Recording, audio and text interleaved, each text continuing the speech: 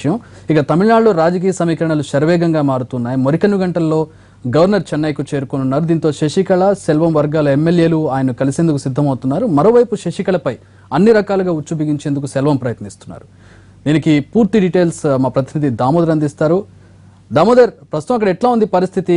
గంట గంటకు ఈక్వేషన్స్ మారిపోతున్నటువంటి పరిస్థితి. సెల్వం తన ఉనికిని చాటుకునేందుకు, తన బలాన్ని పెంచుకునేందుకు ఆయన ప్రయత్నిస్తున్నట్లుగా తెలుస్తోంది. పన్నీర్ సెల్వం ఇంటి వద్దకు ఆయన అనుచరులు పెద్ద ఎత్తున ఇక్కడికి చేరుకుంటున్న పరిస్థితి కనిపిస్తుంది. ముఖ్యంగా పన్నీర్ సెల్వానికి మద్దతు ఇస్తున్న ఎమ్మెల్యేలతో పాటు సీనియర్ ఏఐడిఎంకే పార్టీ నాయకులతో పాటు మిగతా రాజకీయ పక్షాల నాయకులు కూడా పెద్ద సంఖ్యలో ఆయన వద్దకు చేరుకుని ఆయనతో చర్చిస్తున్నట్లు తెలుస్తుంది. ముఖ్యంగా ప్రభుత్వానికి సంబంధించి చీఫ్ సెక్రటరీ గిరిజా శంకర్తో పాటు డీజీపీ రాజేంద్రన్ కూడా వచ్చి ఇక్కడ ఆయనతో మాట్లాడి వెళ్ళారు. అయితే ముఖ్యంగా ఈ రోజు ఉదయం చీఫ్ సెక్రటరీ ఇద్దరు ఐఏఎస్ సస్పెన్షన్స్ గురైన ఇద్దరు ఐఏఎస్ అధికారులకు తిరిగి వారికి పోస్టింగ్ ఇవ్వడం కూడా ప్రాముఖ్యత సంతరించుకున్న విషయంగా చెప్పవచ్చు. ముఖ్యంగా ఆపద్ధర్మ ప్రభుత్వ పరిపాలనా కాలంలో ఈ విధమైన సీరియస్ నిర్ణయాలు కూడా వీరు తీసుకున్న పరిస్థితుల్లో ఇది కూడా ఒక మేర చర్చ నడుస్తుంది. మరోవైపు పోలీసులు కూడా పూర్తి స్థాయిలో కట్టుదిట్టంగా బందోబస్తు ఏర్పాటు చేశారు. ముఖ్యంగా సోషల్ మీడియా ప్రభావంతో మరోసారి ఏమైనా ఉద్యమానికి ప్రజలు శ్రీకారం చుడతారన్న నేపథ్యంతో మొత్తం నగరం మొత్తంతో పాటు మెరీనా బీచ్ వద్దకు కూడా ఎవరిని అక్కడికి దగ్గరకు రానివ్వని పరిస్థితి ఏర్పడుతుంది. నలుగురు కలిస్తేనే వారిని వెంటనే వెళ్ళిపోమంటున్న పోలీసులు ఈ పరిస్థితిలో ఉన్నారంటే వారు ఎంతగా జాగ్రత్తలు తీసుకున్నారో తెలుస్తుంది. మరోవైపు ఈ రోజు సాయంత్రం 5-6 గంటల మధ్య కాలంలో రాజ్భవన్ వర్గాలు శశికళ వర్గానికి అపాయింట్మెంట్ ఇచ్చిన పరిస్థితి కనిపిస్తుంది. ఈ నేపథ్యంలో శశికళ వెళ్ళి కలుస్తుందా, లేకపోతే ఆమె మద్దతుదారులు ఎవరైనా వెళ్ళి తమ వద్ద ఇంతమంది ఎమ్మెల్యేలు ఉన్నారన్న విషయాన్ని గవర్నర్కు తెలియజేస్తారా అని చెప్తున్నారు. ముఖ్యంగా అయితే ఇప్పటి వరకు దీనిపైన ఒక ఖచ్చితమైన ధృవీకరణ రానప్పటికీ 5-6 గంటల ప్రాంతంలో ఆమె వర్గీయులు వెళ్లి గవర్నర్ కలిసి తమకు పూర్తి స్థాయిలో బలం ఉంది, ప్రభుత్వాన్ని ఏర్పాటు చేసేయడానికి అవసరమైన బలం ఉంది, వెంటనే శశికళను ముఖ్యమంత్రి చేయాలంటూ ఆమెను గవర్నర్ కోరే అవకాశం ఉందని తెలుస్తుంది. అయితే ఈ గవర్నర్ వస్తున్నారన్న వార్త నేపథ్యంలో పెద్ద సంఖ్యలో పన్నీర్ సెల్వం ఇంటి వద్దకి వస్తున్న ఆయన అనుచరులు కానీ అభిమానులు కూడా పెద్ద సంఖ్యలో ఆయన ఇంటి వద్దకు చేరుకుంటున్న పరిస్థితి ఇక్కడ కనిపిస్తుంది. పోయస్ గార్డెన్ కు ఇక్కడికి నాయకులు మాత్రమే అక్కడికి వచ్చి వెళ్తున్న పరిస్థితి కనిపిస్తున్న నేపథ్యంలో ఇక్కడ మాత్రం పూర్తి స్థాయిలో నాయకులు, అదేవిధంగా సీనియర్ నాయకులు ఎవరైతే శశికళను వ్యతిరేకిస్తున్న సీనియర్ నాయకులు ఉన్నారో ఏఐడిఎంకేలో వారంతా ఇక్కడికి చేరుకొని ఆయనతో చర్చలు జరుపుతున్న పరిస్థితి కనిపిస్తుంది. అయితే గవర్నర్ కలవడానికి ఏమైనా పన్నీర్ సెల్వం అపాయింట్మెంట్ అది చేరుకొని ఆయనతో చర్చలు జరుపుతున్న పరిస్థితి కనిపిస్తుంది. అయితే గవర్నర్ కలవడానికి ఏమైనా పన్నీర్ సెల్వం అపాయింట్మెంట్ అడిగాడన్న విషయం మీద పూర్తి సమగ్రమైన సమాచారం రావడం లేదు. అయితే గవర్నర్ కలిసి తన రాజీనామాను తాను వెనక్కు తీసుకుంటున్నట్లు అని ఒక ప్రతిపాదన గవర్నర్ ముందు ఆయన ఉంచబోతున్నట్లు తెలుస్తుంది. అయితే ఈ గవర్నర్ ఈ విషయాన్ని ఇప్పటికే రాజీనామాను అంగీకరించిన గవర్నర్ ఆయన ప్రతిపాదనను అంగీకరిస్తారా లేదా అన్న విషయం మీద కూడా చర్చ జరుగుతుంది. ఇందుకోసం కొంతమంది సీనియర్ న్యాయవాదులు పన్నీర్ సెల్వం వద్దకు వెళ్ళినట్టు తెలుస్తుంది. వీరు ఏ విధంగా తాము అప్రోచ్ కావాలన్న విషయం మీద వారు తెలుస్తుంది. చక్రి, దామోదర్, ముందుగా అంటే సిఎస్ తో తర్వాత భేటీ తర్వాత పొలిటికల్ గా అపాయింట్మెంట్ ఇచ్చిన వ్యక్తి ఫస్ట్ పన్నీర్ సెల్వం కి అపాయింట్మెంట్ ఇచ్చారని తెలుస్తోంది. నిజమేనా దామోదర్? వినబడుతుందా?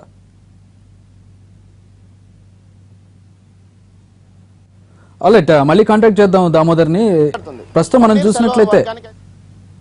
చూసినట్లయితే పన్నీర్ సెల్వం ఇంటి దగ్గర పరిస్థితి చూస్తూ ఉన్నాం. ఆయన మద్దతుదారులు ఎవరైతే ఉన్నారో వారందరూ కూడా అక్కడికి చేరుకుంటూ ఉన్నారు. అలాగే పన్నీర్ సెల్వం కూడా కొంతమంది న్యాయవాదులను సంప్రదిస్తున్నట్లుగా తెలుస్తోంది. లీగల్ గా ఎలా అప్రోచ్ అవ్వాలనే దాని మీద కూడా. ఇక గవర్నర్ తో అపాయింట్మెంట్ కి సంబంధించి కూడా వార్తలు అందుతూ ఉన్నాయి. పన్నీర్ సెల్వంకి అపాయింట్మెంట్ ముందుగా లభించినట్లుగా వార్తలు వస్తూ ఉన్నాయి. పన్నీర్ సెల్వం ఇంటి దగ్గర ప్రస్తుతం అక్కడ సందడి పెరుగుతున్నటువంటి పరిస్థితి. ఇక రాజ్భవన్, అలాగే పోయస్ గార్డెన్స్, ఇటు పన్నీర్ సెల్వం నివాసం, ఈ మూడు కూడా ప్రధానమైనటువంటి కేంద్రాలుగా మారాయి రాజకీయ సమీకరణలకు. మరోపక్క పన్నీర్ సెల్వం తన ఉనికిని చాటుకునేందుకు, బలాన్ని పెంచుకునేందుకు చర్యలు చేపడుతూ ఉన్నారు. గవర్నర్ రాగానే ముందుగా ఆయన్ను కలిసి తన రాజీనామాను ఉపసంహరించుకొని తన ముఖ్యమంత్రి పదవిని కొనసాగించే దిశగా అడుగులు వేస్తున్నట్లుగా తెలుస్తోంది. దానికంటే ముందు ఆయన కొన్ని చర్యలు తీసుకున్నటువంటి పరిస్థితి. పోయస్ గార్డెన్ పేరును జయలలిత మెమోరియల్ గా మార్చేందుకు ఉత్తర్వులు జారీ చేస్తున్నట్లుగా తెలుస్తోంది. మరోపక్క పార్టీకి సంబంధించి కూడా కట్టుదిట్టమైనటువంటి ఆర్థిక నిబంధనలు విధించారు ఆయన. బ్యాంకు నుంచి, ఏ బ్యాంకు నుంచి అయితే పార్టీ ఫండ్స్ వస్తూ ఉంటాయో, రిలీజ్ అవుతూ ఉంటాయో ఆ బ్యాంకు లేఖ రాశారు పన్నీర్ సెల్వం. తన అనుమతి లేకుండా ఏ ఒక్క రూపాయి కూడా బ్యాంకు నుంచి బయటకు వెళ్ళడానికి వీల్లేదు అంటూ ఆయన బ్యాంకును విజ్ఞప్తి చేసినట్లుగా తెలుస్తోంది. ఈ మేరకు ఆయన లేఖ రాసినట్లుగా కూడా తెలుస్తోంది. మొత్తంగా చూసినట్లయితే పన్నీర్ సెల్వం కూడా ఏమాత్రం తగ్గకుండా అడుగులు వేస్తున్నట్లుగా కనపడుతుంది. మరోపక్క శశికళ కూడా గవర్నర్ అపాయింట్మెంట్ కోసం ప్రయత్నిస్తూ ఉన్నారు. మరి శశికళకు అపాయింట్మెంట్ దొరికిందా లేదా అనేది ఇంకా తెలియాల్సి ఉంది. ఇక గవర్నర్ వ్యవహార శైలి మీద కూడా విమర్శలు వస్తూ ఉన్నాయి. ప్రధానంగా శశికళ వర్గం ఒక పక్క విమర్శలు చేస్తూ ఉంటే, మరొక సంచలనం ఏంటంటే సుబ్రహ్మణ్య స్వామి ఎవరైతే అధికార పార్టీలో ఉన్నారో తమిళనాడుకు చెందినటువంటి రాజకీయ నేత, ఆయన కూడా గవర్నర్ పట్ల ఒక సంచలన వ్యాఖ్యలు చేశారు. గవర్నర్ రాజకీయంగా వ్యవహరించకూడదు అంటూ కూడా ఆయన చెప్తూ ఉన్నారు. ఎవరికి మెజారిటీ ఎక్కువ ఉందో, ఎవరు శాసనసభ పక్ష నేతగా ఎన్నుకోబడతారో వారిని పిలిచి వారి మెజారిటీకి సంబంధించి బైరుజు వేసిన తర్వాత తను తీసుకోవాల్సిన చర్యలను వారిని ఆహ్వానించాల్సి ఉంటుంది, తను తీసుకోవాల్సిన చర్యలను ఆయన తీసుకోవాల్సి ఉంటుంది, అంతే తప్పితే రాజకీయంగా ఆయన వ్యవహరించకూడదంటూ సుబ్రహ్మణ్య స్వామి కొద్దిసేపు క్రితం మాట్లాడిన విషయాన్ని కూడా మనం చూసాం. ఇక శశికళకు సంబంధించి కూడా ఆయన ప్రోగా మాట్లాడారు. పన్నీర్ సెల్వం శశికళ స్థాయికి తగిన వ్యక్తి కాదు, శశికళకు సీఎం అయ్యే అర్హతలు అన్నీ ఉన్నాయంటూ కూడా సుబ్రహ్మణ్య స్వామి వ్యాఖ్యలు చేశారు. మరి ఈ వ్యాఖ్యలను బీజేపీ ఏ విధంగా చూస్తుందో వేచి చూడాల్సిన పరిస్థితి. ఇక గవర్నర్కి సంబంధించి కూడా వేచి చూస్తూ ఉన్నారు మొత్తం అందరూ కూడా. ఒక పక్క శశికళ వర్గం, మరో పక్క పన్నీర్ వర్గం, తమిళనాడు ప్రజలు, వీరంతా కూడా గవర్నర్ ఎప్పుడు వస్తారా, ఎలాంటి డెసిషన్ తీసుకుంటారనేది సర్వత్రా ఉత్కంఠ నెలకొన్నటువంటి పరిస్థితి.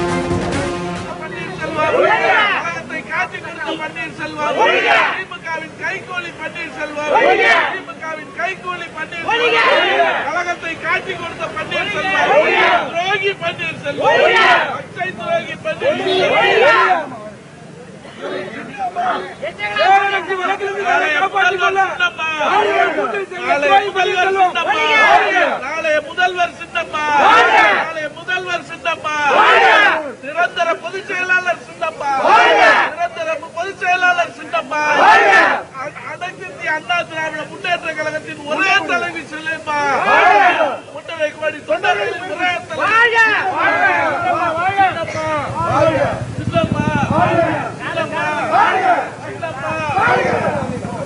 முதல்வர் சின்னப்பா. అయితే అక్కడ పరిస్థితిని మా ప్రతినిధి దామోదర్ లైవ్ లో అందిస్తారు. దామోదర్, ఎట్లా ఉంది అక్కడ పరిస్థితి?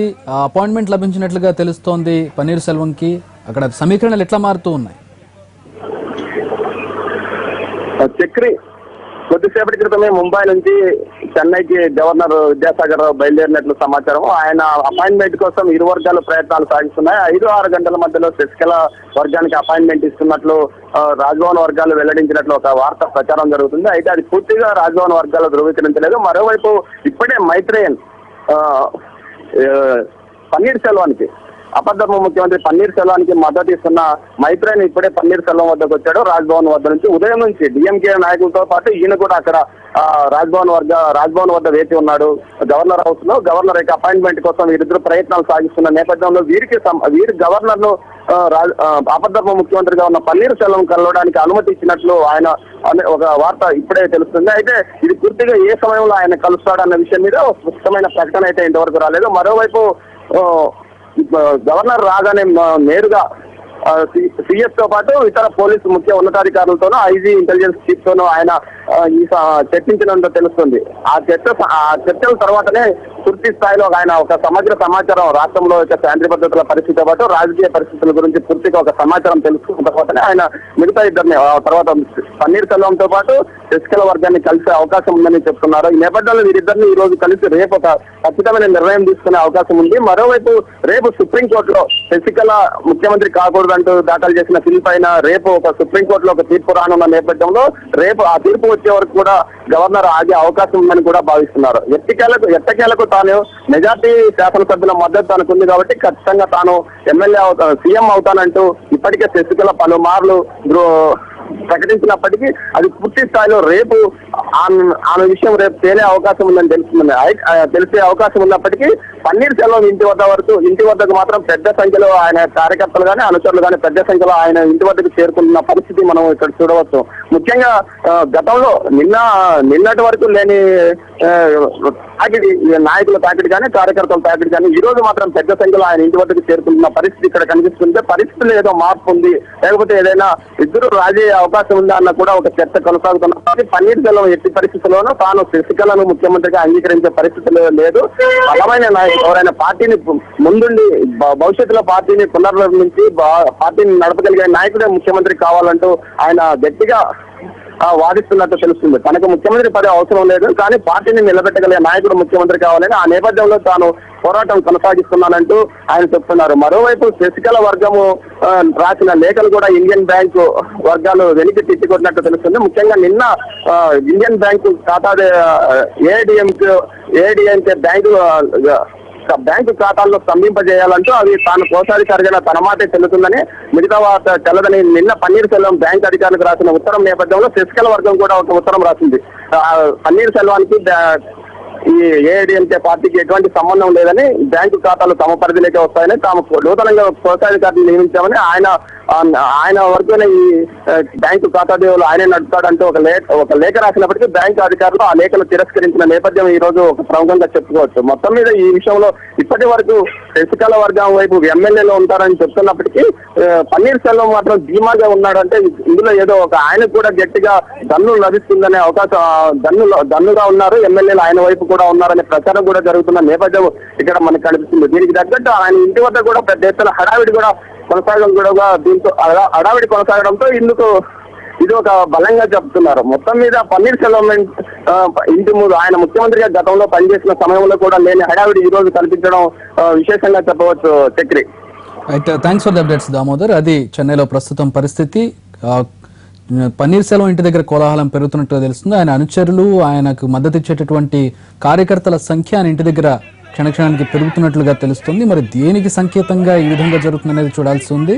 ఇక గవర్నర్ అపాయింట్మెంట్కి సంబంధించి ఇద్దరికి అపాయింట్మెంట్ దొరికిందనే వార్తలు వస్తూ ఉన్నాయి. అయితే ఎవరికి ముందు ఇచ్చారు, ఎవరికి తర్వాత ఇచ్చారు, అసలు అపాయింట్మెంట్ ఇచ్చారా లేదనేది ఇంకా తెలియాల్సింది. ఇప్పటికే గవర్నర్ ముంబైలో బయలుదేరినట్లుగా తెలుస్తోంది.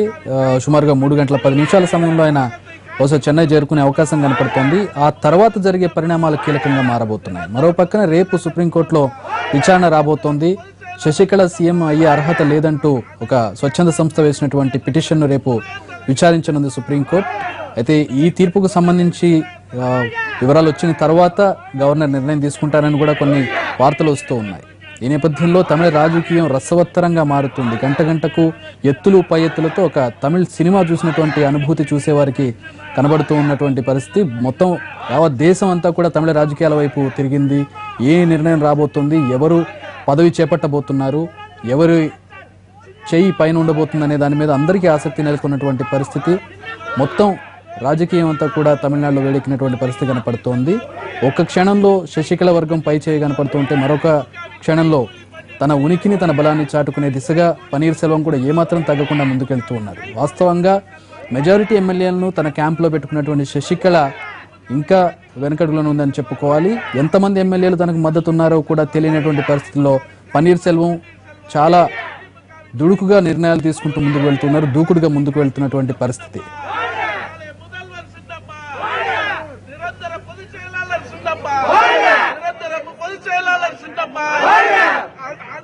அண்ணா திராவிட முன்னேற்ற கழகத்தின் ஒரே தலைவி செல்லுமா முட்டரைக்குவாடி தொண்டர்களின் ஒரே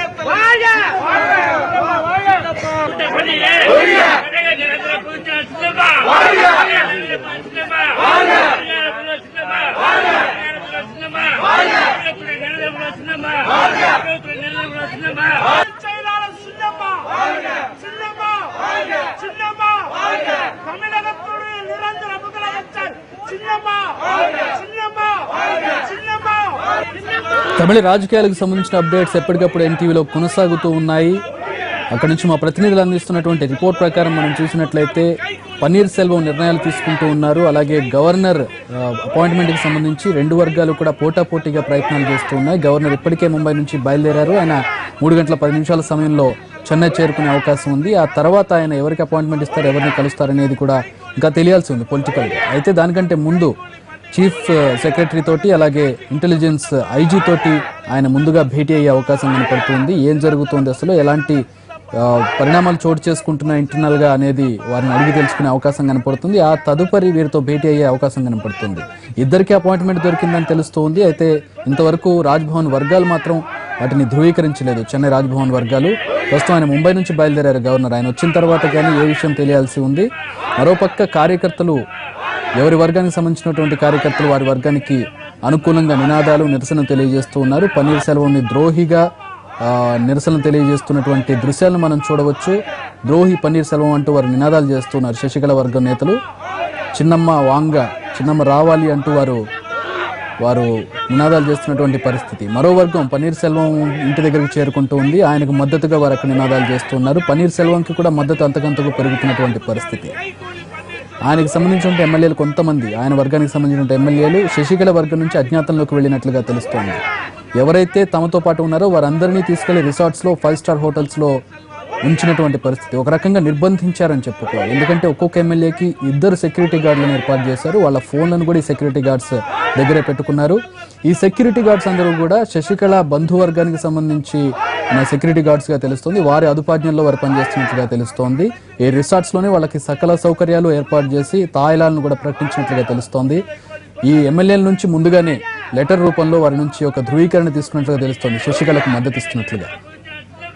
ఆ లెటర్స్ తో శశికళ గవర్నర్ ను చేరుకునే అవకాశం కనపడుతుంది. ఇదిగో నాకు ఇంతమంది ఎమ్మెల్యేల మద్దతు ఉందని గవర్నర్ దగ్గరికి వెళ్లి ఆవిడ తన బలాన్ని నిరూపించుకునే ప్రయత్నం చేసే అవకాశం అయితే కనపడుతూ ఉంది. వారెవరిని కూడా బయటకు రానివ్వను, అవసరమైతే వారందరినీ మళ్లీ బస్సులో క్యాంపు నుంచి తీసుకొచ్చే అవకాశం కనపడుతుంది. మొత్తంగా ఒక పక్క క్యాంప్ రాజకీయాలు శశికళ నడుపుతున్నారు. అయితే మరొక రకమైన ధీమాతో పన్నీర్ వర్గం కనపడుతుంది.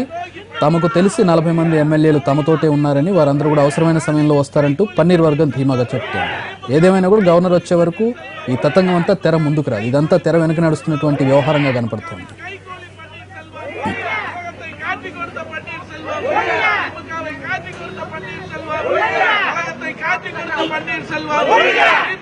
கைகூலி பன்னீர் செல்வம்